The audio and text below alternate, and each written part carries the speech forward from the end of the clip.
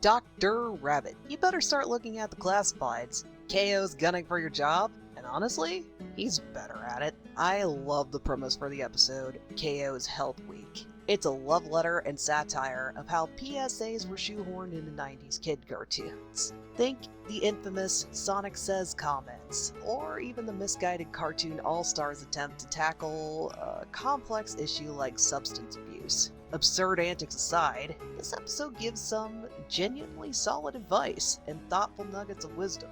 One of my personal favorite segments covers self-esteem. As goofy as Brandon's delivery is, I love that this addresses that even sarcastic or seemingly mild self-deprecating comments pile up quickly. Bonus points for RMS reacting in sheer horror with how carelessly and flippantly Brandon puts himself down, too. Honestly, even if someone uses self-insults as some go-to for making themselves look more approachable, or thinks it's funny, that does make others uncomfortable.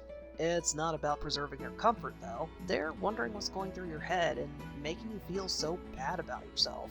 They're worried, not charmed. It's easy for little jabs to become negative self-talk and then become things you earnestly believe about yourself. Personally, I have horrible problems with self-esteem. There's immeasurable value in practicing self-love, no matter how cheesy the presentation may be. A lot of this cartoon is about the importance of community, family, and friendship. But loving yourself as much as those loved ones is just as important. Loved ones can help pick you back up and support you in a difficult time, but it takes the ability to fully, honestly love yourself to bolster their efforts. Sometimes what's going on internally gets so big and overwhelming that you need to join the group efforts to raise yourself back up. It's such a clever narrative move to plug K.O.'s Health Week before the end of Season 2.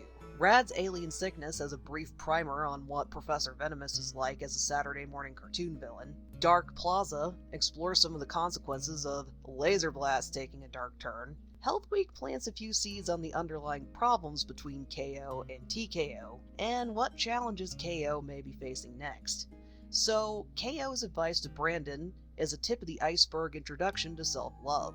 While Brandon benefits from adopting some self-affirmations, grace, and patience, K.O. doesn't realize just how difficult this lesson really is. He's kind, gentle, and sensitive. He takes after his confident, self-assured mama, but he doesn't recognize the intense self-reflection, struggle, and resilience Carol developed to become who she is. Carol loves every part of herself, including the fallout with Mr. Gar, and how grief over Laser Blast almost destroyed the kind, eager cadet she was. She's no longer Silver, but she became the more worldly, composed person she wanted to be. She packages patience, grace, and understanding next to her empathy. When K.O. meets his trauma, it's packaged as angry, angsty, set the world on fire T.K.O. Many people have what they consider a dark side, thoughts, bad habits, or some unappealing trait. Brandon's quote-unquote dark side is a pretty close mirror image. It takes mild readjustment to recognize himself and tell himself that he's lovable.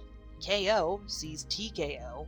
as something other or separate. The many phases K.O. goes through in learning about, compromising, and eventually accepting T.K.O. are a fantastic reflection on what it's like to sit with yourself. Sometimes it's an all-out brawl where you're trying to lock certain emotions away or mold yourself into a more socially pleasing, palatable shape. Sometimes it's bargaining. Sometimes it's acknowledging your feelings, and that's satisfying as a first step, but it's a stopgap solution. Setting K.O. and T.K.O. as separate entities shows that self-love can be as complicated and dynamic as someone's relationship with anyone else. My favorite segment in Health Week, hands down, tackles mental health. As someone that lives with anxiety and depression, I can attest to how dangerous it is to forget or downplay how much mental health interacts with every other part of overall health. I heard someone commenting on how it shouldn't be parceled out and should be included as part of health awareness in general. OKKO backs up that sentiment 100%. So the interaction between Crinkly Wrinkly and Barista Pup tees up to how obtuse it is for a customer to say, "Just smile," to a frustrated, burned-out retail worker. This acts as commentary on how much effort corporate mandates for a never-ending happy-to-please mask sits at odds with someone's dynamic mood and the reality of their mental state or personal circumstances. It's complemented by how dismissive telling someone to be happy is to actually helping them navigate whatever challenge they may be facing, corporate setting or no. People are complicated. Just a little respect and understanding goes a long way. The bulk of the segment is K.O. encouraging the barista to drink water, reach out to a friend or family, or journal as a means to healthfully vent or navigate whatever was on her mind. In her case, she was probably just a bit tired, dehydrated, and frustrated after a long shift. Where K.O. genuinely helped her, he needed some of those notes for unpacking his ongoing struggle for validation and feeling heard. Carol is trying her best. K.O. channels how much he misses a father figure through how above and beyond he goes for others in his health week and as a hero. K.O. is placing others above his own welfare and needs. It's a lighter touch here. Meditation, talking things out, and water help Carol because she's self-actualized and resilient. These things generally work for upbeat, positive K.O., but he needs all of these to maintain his own overburdened ecosystem. So yes, he suggests all of these methods to someone else. Going turbo and releasing T.K.O. is K.O.'s visual breaking point. Health Week shows an earlier warning sign of when K.O.'s at a tipping point. When the bots threaten to interrupt his carefully manicured and intensive project, he shows what it looks like when K.O. embodies how aggressive and furious T.K.O. is by default. It's distressing to see K.O.'s sweet temperament crack like that. There's a subtle difference between K.O.'s restraint and how gleefully T.K.O. lets his frustration out. After the group hike, I love that it's the box bots that step in to help K.O. get home after he collapses from exhaustion. While the cartoon generally focuses on Rad, Enid, and Mr. Gar as K.O.'s major support system, the bots are a reminder that there are kind, helpful people outside of a typical support system too. Hero and villain status aside, K.O. has shown genuine interest, sympathy, and support for the bots. That kindness had a rolling ripple effect. You don't know everyone that is positively affected by your efforts and kindness. Sometimes it's the most unexpected people that step up when you need someone to lean on. It's a nod towards how many layers and moving parts there really are to a healthy community. Besides that, K.O. spent plenty of time as a mentor and teacher. Any solid teacher can tell you they learn as much from their students, if not more, than they teach them. I'm not really approaching this like my other deep, in-depth episode analyses or character analyses or whatever else. While I do write and put together videos on topics I hope others will like or even suggest, a lot of these have been part of my own mental and emotional health journey. I just spent the better part of the last week in intense group therapy sessions, trying to encourage and foster healthy, mindful habits in grown adults that have hit rock bottom. And that's a very light way of putting what was going on. Every lesson in the episode K.O.'s Health Week is important. I was focusing on the things that I personally needed to hear the most the last 2 weeks. The right person in the right circumstances told me how important self-care is. Especially self-love. It sounds obvious.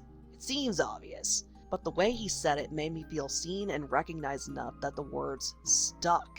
It wasn't just words. It was treated as a given, or something that I would do because I'll put in the work to make it happen. It's not bootstraps. It's reaching self-actualization because I want it, rather than it being a seemingly unreachable horizon. I'd like to give a shout out to Starberry on Patreon. This is a newer perk I'm doing. If you're interested in getting a shout out and already follow or support me on Patreon, please send me a message giving me a heads up so I can add you to the next video. And if you follow my Patreon today, please leave a message saying that you'd like a personal shout out yourself. Thanks for watching. If you enjoy my stuff, like, comment, subscribe, ring the bell, and add me to your RSS reader. Share this with your friends, family, villain rivals. If you're in a decent spot and can do so, I have a Patreon and a Ko-fi. Patreon members get to see some of my scripts, finished and unfinished, early. I've also opened requests on Ko-fi. I'll write up a short character analysis or other kind of analysis for $5, and make a 2 to 3 minute video on the topic of your choosing for $20. For $10 extra, it comes with a custom illustrated title card. If you've already donated $5 to $20 or more on Patreon over any duration of your membership, you can request analysis topics through email or Patreon itself.